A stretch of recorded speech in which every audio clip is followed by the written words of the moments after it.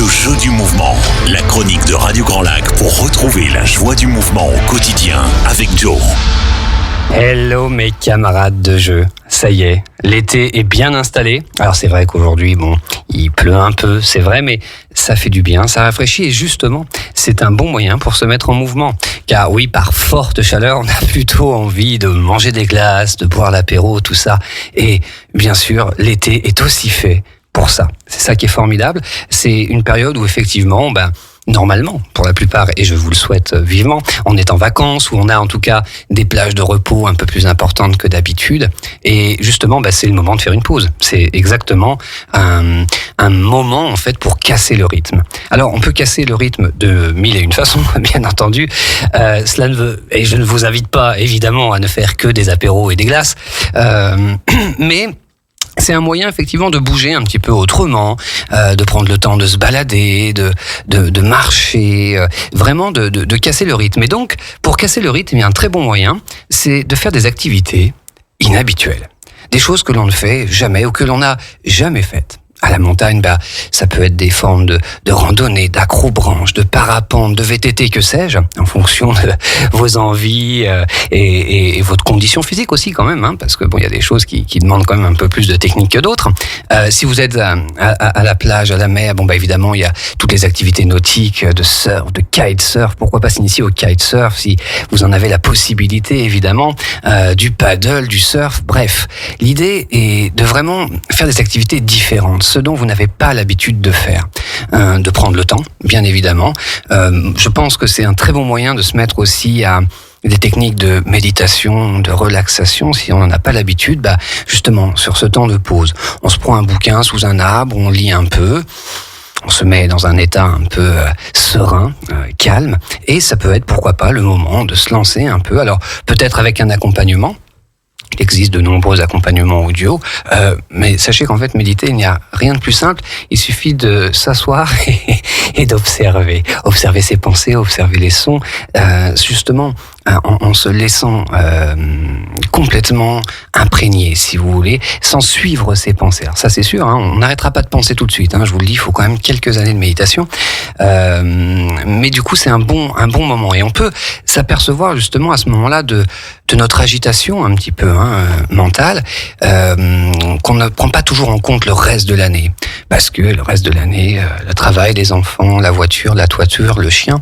Donc du coup, on est un peu comme ça dans la course, un peu effrénée, et on ne prend pas le temps justement de s'accorder comme ça cette conscience, cette prise de conscience et cette observation de notre état mental, notre état psychique, notre façon de penser. Et je trouve qu'effectivement, au soleil couchant ou au soleil levant, c'est un bon moyen, je pense, en cette période, de se connecter un petit peu à ça si on n'en a pas l'habitude. Si, évidemment, le reste de l'année, vous n'êtes pas trop active, c'est pas le moment de vous se dire allez, je vais m'y mettre en pleine chaleur et à monter les montagnes et les collines, d'accord ? Je vous invite juste à profiter, à tester, comme je vous le disais, des activités différentes, de marche, de randonnée, etc. En revanche, si vous êtes un sportif chevronné toute l'année, là, je vous invite plutôt à faire une pause, moi. C'est-à-dire 8-10 jours où vraiment vous ne faites rien. Il est important de comprendre que la récupération fait pleinement partie de l'entraînement. D'ailleurs, toute bonne planification sportive a des cycles de récupération. Alors la récupération peut certes être active un minimum. C'est-à-dire que si vous avez l'habitude de travailler à de haute intensité, de course, de vélo, etc., c'est peut-être le moment de marcher, de faire des activités plus douces. Mais vraiment, si vous vous entraînez régulièrement, intensément tout le reste de l'année, j'invite toujours à prendre 8-10 jours vraiment off, où on fait totalement autre chose. N'oubliez pas que c'est une pause aussi pour le cerveau, et que c'est intéressant en fait de lui amener des choses inhabituelles, des choses nouvelles. Et c'est vrai que c'est le moment. Rappelez-vous, je vous avais des fois, une fois, je pense, posé cette question. C'était quand la dernière fois que j'ai fait quelque chose pour la première fois ? Et là, justement, c'est se dire, tiens, c'était quand la dernière fois que j'ai fait quelque chose pour la première fois ? Donc, le plus petit pas possible, vous vous souvenez. Quelle petite chose, quel petit pas je pourrais faire de complètement nouveau là pendant mes vacances, pendant cette période de repos. Ça peut être aussi bien cérébral que physique. Rappelez-vous que le jeu du mouvement, ce n'est pas que du mouvement physique et musculaire, même si bien sûr ça a son importance. Il y a bien évidemment toute la sphère mentale, émotionnelle, relationnelle, etc. Donc profitez-en vraiment pour varier vos activités, c'est-à-dire que ça peut être aussi bien se mettre à jouer aux échecs que d'apprendre à jongler, vous voyez. Rappelez-vous que le mouvement est quelque chose de très très large. Il y a un mouvement mental, il y a un mouvement physique, un mouvement émotionnel. Donc c'est vraiment le moment de casser les rythmes et de tester des choses nouvelles. Bien évidemment, si vous êtes un petit peu complexé par votre corps, l'aspect de votre corps, je connais bien ce problème, c'est ça qui m'avait fait mettre au fitness et à la musculation d'ailleurs adolescent. Dites-vous bien que c'est absolument pas le moment. C'est absolument pas le moment et il faut plutôt faire un travail d'acceptation et de se dire ok, voilà, c'est comme ça actuellement. Et si vraiment cela vous porte, il y a quelque chose en vous qui vous dit que faudra plutôt mettre en place des choses à la rentrée quand on reprendra justement un rythme, et ce sera forcément de faire des modifications au sein de votre rythme. Je vous avais parlé longuement et je vous en parlerai très souvent de l'hormèse, ces différentes clés que je vous avais données pour optimiser aussi bien la santé que la longévité, que l'esthétique et que la condition physique. Et là, par exemple, quelque chose qui est une pratique au sein de l'hormèse, c'est de faire des mouvements à jeun. C'est-à-dire des mouvements au matin avant d'avoir ingéré quelque nourriture que ce soit. Un verre d'eau, même un café éventuellement ou un thé, mais ensuite de pratiquer des mouvements. Alors, rassurez-vous, je vous parle pas de faire des marathons ou quoi. Ça peut être une marche sur la plage si vous y êtes, 15-20 minutes. Ça peut être quelques mouvements, quelques postures de yoga, de techniques de respiration ou de pilates comme je peux proposer. Je propose d'ailleurs sur ma chaîne YouTube, je vous en avais déjà parlé, des petites routines issues essentiellement de la méthode Pilates, mais pas que, de ce que j'appelle le functional training, l'entraînement fonctionnel. Et donc vous avez des routines de gainage, des routines de mobilité qui prennent 5-10 minutes. Vous voyez, je vous parle pas de faire des trucs exceptionnels, mais du coup, sur ma chaîne YouTube, le jeu du mouvement, vous avez ces petites routines dans la playlist de la chaîne YouTube, des routines de mobilité, de gainage, qui sont parfaitement appropriées le matin comme ça, avant de prendre son petit déjeuner, si on souhaite en prendre un. Si on veut vraiment être dans les principes de l'hormèse, vous savez qu'on pratique plutôt le jeûne intermittent, donc on attend plutôt une bonne partie de la journée avant de commencer à manger. On mange sur une plage de 8 heures. Alors c'est vrai que on mange un peu plus tard, c'est l'été, donc évidemment, je suis pas un gourou qui reste tout le temps dans les cadres. Mais après, tout dépend en fait de là où vous en êtes, de ce que vous souhaitez. C'est toujours pareil, mais je vous rassure, moi-même, je fais des écarts. Et c'est bien aussi d'avoir un cadre, d'avoir des règles, mais de savoir les enfreindre. C'est fait pour ça en fait les règles. Et du coup, c'est vraiment l'idée que c'est pas le moment, de se mettre une pression, une culpabilisation quelconque, et donc vraiment de profiter en fait de ce moment. Et comme je vous le disais, en testant des nouvelles choses, en pratiquant de nouvelles activités, en allant chercher vraiment des horizons inhabituels. Du repos si on est plutôt chevronné toute l'année.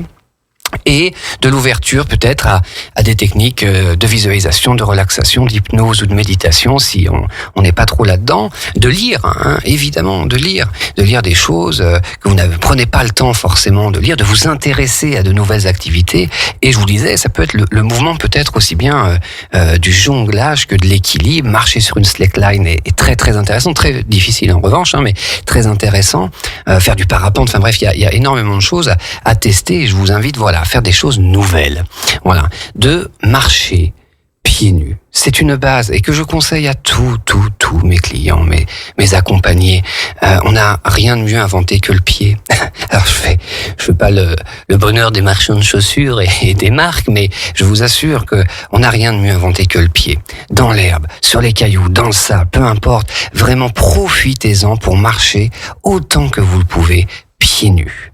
C'est très très bon pour réaligner un peu votre bassin et votre colonne vertébrale, car forcément les capteurs sous les pieds sont très sensibles et donc s'adaptent. Dites-vous bien que tout ce qui n'est pas utilisé dans le corps s'éteint. C'est aussi simple que ça. Tout ce qui est utilisé dans le corps s'adapte. C'est aussi simple que ça. Je ne demande rien à mon corps, il ne fera rien et il se mettra en veille. Je lui demande des choses, et comme je vous le disais, avec de petites actions, le plus petit pas possible, il s'adaptera. Donc, c'est vraiment un moment très intéressant, et que vous fassiez de la course à pied, de la marche, essayez autant que faire se peut de le faire pieds nus. Vraiment, c'est très très sain. Donc, comme je vous le disais, l'idée, alors, sauf si vous êtes vraiment sportif de haut niveau, mais l'idée est pas d'aller faire de la performance et du gros développement de conditions physiques sur cette période, notamment à cause de la chaleur, à cause de plein de choses. Donc vraiment de profiter, de faire des choses inhabituelles et donc de travailler pieds nus, c'est vraiment une très très bonne chose. Voilà. Aujourd'hui, c'est ma justement dernière émission avant mon repos aussi. Je vous retrouverai donc du coup en septembre. J'en profite pour vous annoncer un petit peu ce qui va se passer. En septembre, il y a le BeFit. Donc si vous êtes d'Aix-les-Bains ou de la région, je vous y invite vivement. C'est un très très bel événement qui regroupe de très belles personnes. Bon, c'est pas parce que j'y suis, je dis ça vraiment pour les autres. Donc j'aurai un stand sur les 2 jours. Mais j'aurai également 2 conférences. Le samedi 9 septembre à 14h sur l'énergie, comment apprendre à jouer avec elle. Et moi, si vous voulez, dans mes conférences, ce que je recherche, c'est à donner vraiment du contenu aux gens. C'est-à-dire qu'ils puissent repartir avec quelque chose. C'est pas juste pour m'écouter parler pendant une demi-heure ou 1 heure. Puis le dimanche 10 septembre à 15h, j'aurai une autre conférence sur le physique versus le mental, qu'on oppose parfois, qu'on ne sait pas trop coordonner souvent. Voilà. Et donc l'idée, sur cette conférence, pareil, ce sera énormément de clés, de techniques que je vous donnerai. Et puis, si vous m'écoutez régulièrement à la radio, je serai enchanté de vous rencontrer en vrai. Vous pouvez bien évidemment réécouter aussi toutes les émissions sur radiograndlac.com. Comme ça, vous faire un petit moment pendant les vacances pour vous réinitier à toutes les techniques que j'ai données sur l'hormèse, les techniques de respiration. Ça peut vous donner des idées justement pour vous entraîner. C'est le but. Vous avez bien évidemment l'accès à ma chaîne YouTube, comme je vous ai dit, sur mon Instagram aussi. Je remettrai bien sûr la planification le planning du BeFit, donc le 9 et 10 septembre. Voilà. Donc l'idée, elle est là. C'est prendre du plaisir, bien sûr, s'autoriser des choses. C'est pas le moment de se mettre des gros challenges, comme je vous le disais. Prendre du plaisir, faire des choses inhabituelles, voilà. En profiter vraiment en famille, avec les amis, etc. Tester de nouvelles activités, aussi bien du jonglage que de la méditation ou des lectures inhabituelles. Marchez, courez, déplacez-vous pieds nus et même, selon les pédales, mais moi il m'arrive des fois de faire du vélo aussi pieds nus. Vous voyez, donc vraiment d'utiliser vos pieds sur tous les différents terrains où vous pouvez traverser, etc. De prendre vraiment du temps pour vous reposer si vous avez un rythme effréné le reste de l'année. Et je vous souhaite évidemment un merveilleux été, de très belles vacances. Moi, je vais effectivement aussi faire comme je vous dis, si vous voulez, moi j'applique bien évidemment ce que je fais, donc je vais en profiter aussi. Puis pour revenir enrichi, vous apporter à nouveau dans toutes ces émissions de nouvelles clés, de nouveaux sujets, etc. Donc, portez-vous très très bien, profitez bien. Je vous souhaite un très bel été et vous retrouve donc en septembre. Mes camarades de jeu, à très bientôt. Au revoir.